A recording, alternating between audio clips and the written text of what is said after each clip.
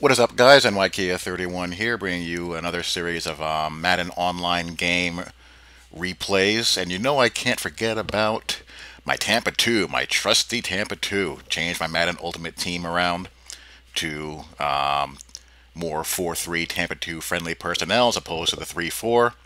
And I'm going to address in these video clips the most common questions that I get. We'll start out with the first one is, what do you do when the ball is on the hash marks? What tends to happen sometimes when the ball is on the hashes is that the hook zone drops of the outside corners and the cover 2 sink. They can, at times, get distorted to angle towards the sideline and not sink to cut off the streak down the sideline. Because, typically in cover 2, and really cover 2 hard and cover 2 sink should play similar, except for the fact that cover 2 hard, you have your jam redirect inside, and after that, they should sink back to a depth to 10 to 12 yards, rally on anything on the flats. But in the game, cover 2 sink and cover 2 hard play entirely differently. Cover 2 hard is more of a situational coverage where you call when someone is just firing the ball into the flats. But what I like to do when the ball's on the hash is mix in cover 6 or cover 3 cloud, and I'll mix in maintaining the default cover 6 hard jam and hot routing it to a sink like I do here. Why cover 6? Best of both worlds. You have cover 2 on one half of the field, cover 4 on the other. Hence cover 6. And the corner does a decent job of sinking back. Again, I like to see that hook zone depth be, instead of 8 to 10, be 10 to 12 to really, force someone to come off of that seam. He does a decent job there, and you can see the safety is able to rotate to create a hard throw to make. The safety is going to be able to get there and bang the snot out of the receiver or jump the ball. I'm controlling the middle linebacker, not the middle linebacker, the backer to your right. I'm in a 4-3 over. No, this is a 4-3 under, so I'm on the middle linebacker. And I'm sinking back into hook zone depth, and you see the outside backer going to the curl flats. So that'll jump any outs or any curls. So that receiver on the right is bracketed pretty nicely. And you have the deep corner and deep safety there as well. So there's really not a very attractive place for him to throw the football. And he's got Johnny Manziel at QB. This is Mutt. So I got to account for him with a spy and or a contain.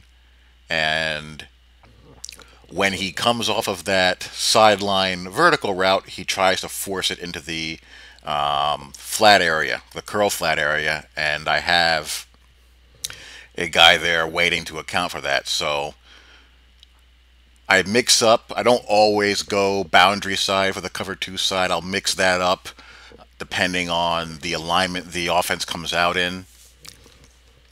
If it's wide side trips, I'll definitely do short side. It's a lot of stress on the defenders over there that you don't want to have. But in a case like this, I keep it on the boundary. Sometimes I'll do wide side, just depending. If there's a solo side receiver on the wide side, I'll do it on the wide side.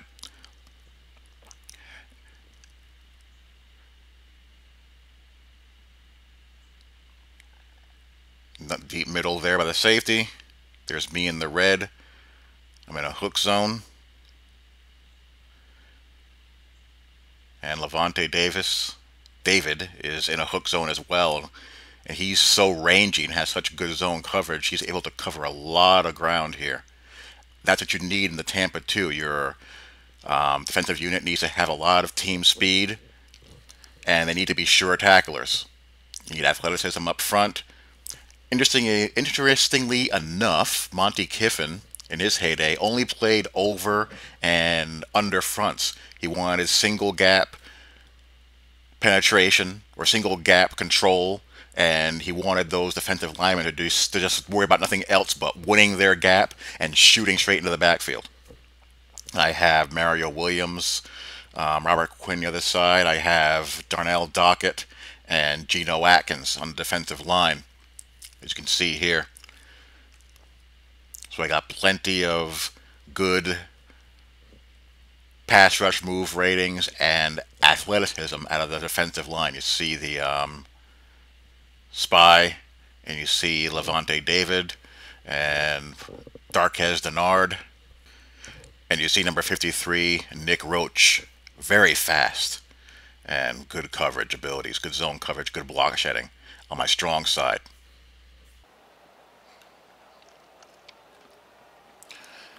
Alrighty, in this clip I'm going to talk about two things. One, a little Tampa-2 wrinkle, and also cover 2 hard. One wrinkle I like to do when someone is showing me that they're going to hit that shallow cross or that angle route or the wide trail is I'll drop one of these defensive tackles back into what is known as a cover 2 drop. I'll drop him in the vacated spot left by the middle linebacker.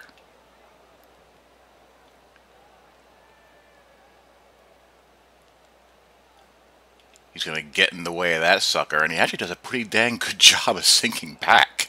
That's not a bad job at all, big fella. And there I am. No way. No, sir.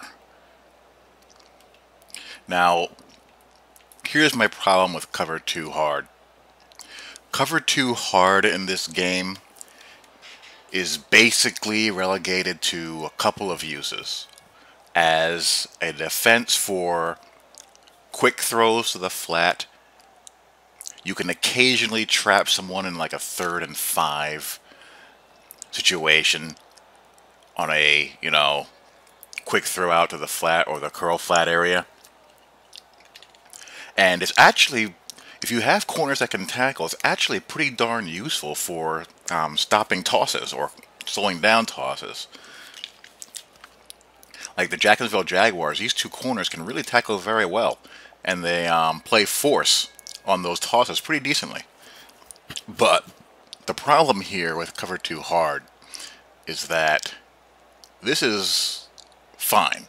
Jam, redirect to the inside, that's what you want. But after the redirect, they gotta sink back like it's cover 2 sink. They don't sink back nearly as far. Or nearly far enough.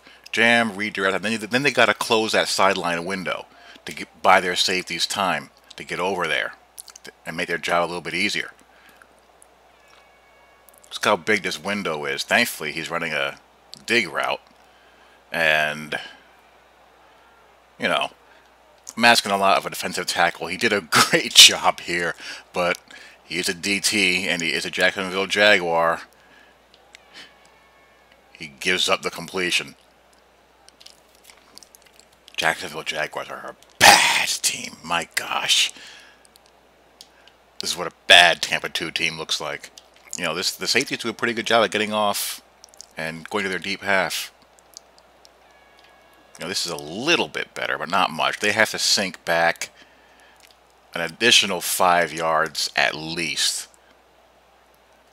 Because again, you want the ball thrown into the flat so they can, rally and cut it off. But they gotta squeeze that sideline window first and foremost. Again, hopefully, that is fixed so that I can call cover 2 hard as a complement to cover 2 sink. Besides those situations that I just mentioned, tosses, quick throws to the flats, guys who like to bang the flat route really quick, or those short 3rd and 5 curl flat throws. It should really be used as a complement to man press, or serve as a complement to man press, because it's going to initially look like it, but they're going to bail, or they should be bailing.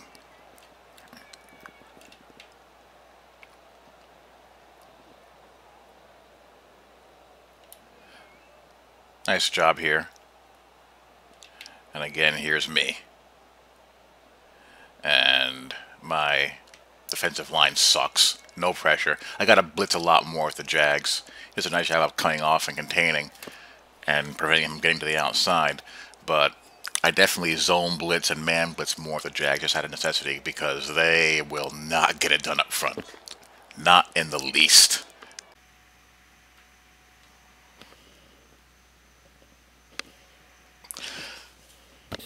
This play I really like. This is a double CB blitz out of 4-3 over. Very nice, as long as someone doesn't notice the fact that when you base a line, that inside corner is going to creep in.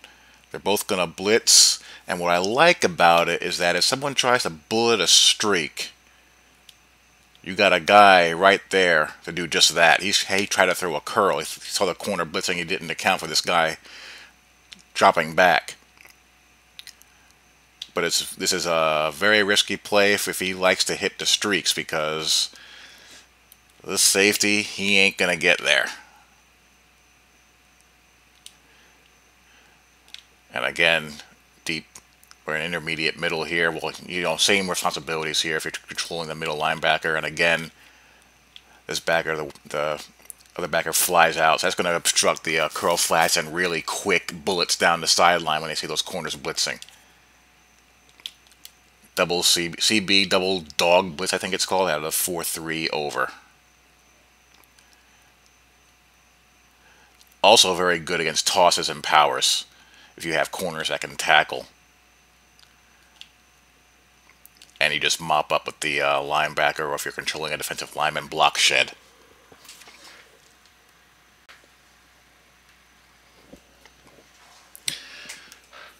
Nickel double buzz out of the 3-3-5 set. Another play I like to mix in both when the ball is on the hashes and I still want to show a 3-deep middle linebacker run through in the deep middle look, and also when the ball's in the middle of the field or between the hashes. What you have here is you have the corners going up or dropping back into deep thirds, and your middle linebacker dropping deep middle. It's almost like an inverted cover 2. You have the yellow zones being played by the safety, and depending on whether you base a line or not, either by a linebacker, that's me, or the free safety. One of them is going to be depending on whether you base a line or not. If you base a line, both safeties are going to drop down into the hooks. If you don't, no, other way around. If you base a line, both safeties are going to have the hooks. If you don't base a line, you just man align it. The outside backer has the hook, and the safety is going to be going to the curl flats.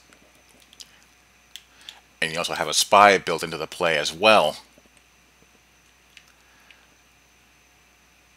with one of your backers, and I got a contain stunt going here for Johnny Football.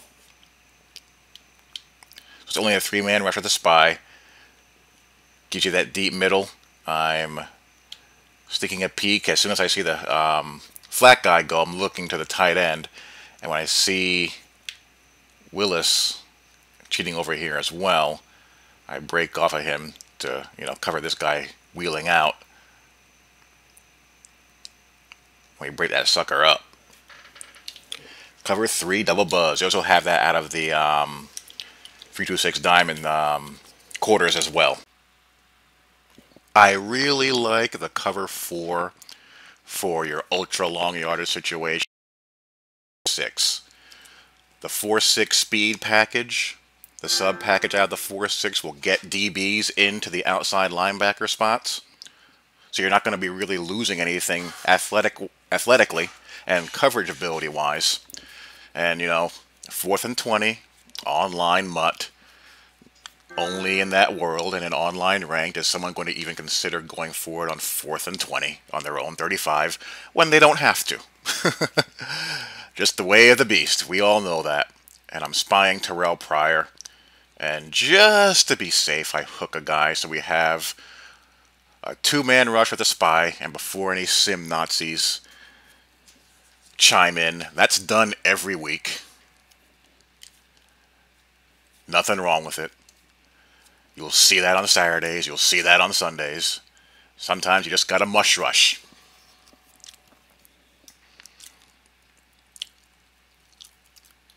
And I'm controlling the middle linebacker, got the safety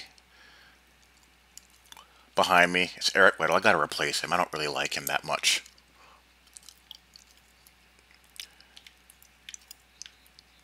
This safety is gonna drop for the seam. You know, you're gonna have some vulnerability on the out route and the flats. Look how far the sticks are. That's not gonna hurt me. He's gonna close on that. That's a long throw. It's gotta be perfectly timed to have any chance. So we just have one-on-one here. Deshaun Jackson against Charles Woodson. And he's just a beast like that. No shot. So you got to mix in your other coverages, obviously. Man cannot live off of two-man under and cover two sink alone. Mix in your cover sixes, cover fours, cover threes. Even throw in some cover one every now and then. You know, you want to show enough two-man under so that your opponent doesn't automatically know that on third and long, fourth and long, you're in cover two sink or cover two hard every single time. You know, it's called the Tampa-2, but it's an overall philosophy. The Tampa-2 Bucks didn't play Tampa-2 all the damn time. That was their trademark, but they played other coverages as well, and so should you. That's just pretty much common sense. So that is that. Hope you guys enjoyed. Talk to y'all later. Peace.